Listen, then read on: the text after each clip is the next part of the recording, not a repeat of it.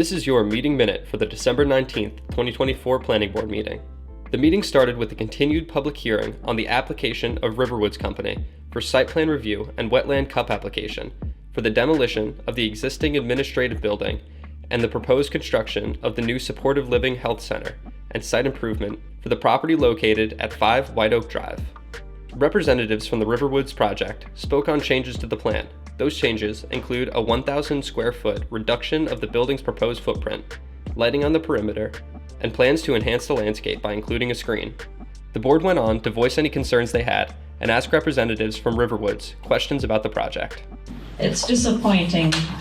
It's disappointing to me that there is now such a large building being put in an area that was of great concern 10, 11, 12 years ago, and it seems like that has kind of been ignored. The area around the pickleball court, it's like walking on a sponge. There's a lot of water there, and I'm very concerned about what happens with that, with a big building in that place. I've tried to reduce the impact to the Grant's property here as much as I can.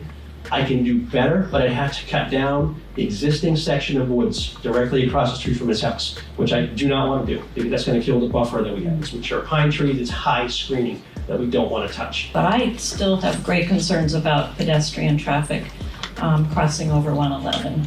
I don't know what can be done to make that crossing safer, but it worries me.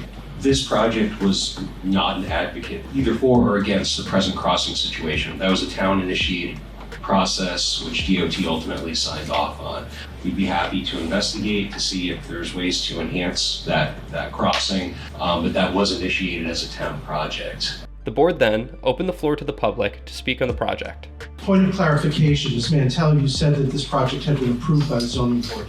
This project has never been approved by the zoning board. It's been rejected multiple times. The zoning board was actually, in my opinion, as a member of the zoning board, circumvented by an administrative decision that was reached by the code enforcement officer. At no point has this project ever been approved by the Exeter zoning board of adjustment. Our concern is how are we going to enjoy our property with this scale of a project going on. There's been constant construction. This is what we hear every day in and day out. Day in and day out. You wake up to that. This kind of collaborative, constructive dialogue is going to lead towards something that is beneficial. The board then made the motion to continue hearing the case on January 23rd. The meeting went on to discuss the application of Green & Company for site plan review and wetland conditional use permit. Representatives from Green & Company went on to speak about the project, discussing a reduction in total residential units from the previous plan of 121 units down to 70 total units on the current plan. This includes 34 townhouse units and 36 apartment units, with a commercial space on the first floor of the apartments. After conducting a traffic study on the proposed property, Green & Company found that peak hour traffic from the rear part of the site will increase by 19 trips, and the front of the site will increase by 33 trips. They also discussed the plan to complete the project in phases, beginning with the townhouses in the rear and finishing with the apartments in the front of the site.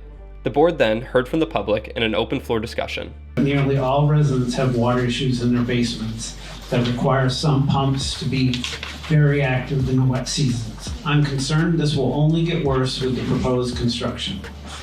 What are they planning to do with all the snow? Pile of snow when we have a good winter. So that will be blocking your exit. And when that snow melts, all that water, where it goes? To our houses. Even though it's 35 feet, that does not seem like a lot to you all. But if I look out my back window, I'm looking at a building. And 35 feet is very hard, 20 feet away from my face. The board went on to schedule a site walk starting at the end of Haven Lane on January 9th and moved to continue the hearing on January 23rd at 7 p.m. The board then discussed a proposed zoning amendment that looks to define short-term rentals. The next planning board meeting will take place on January 9th. See you there.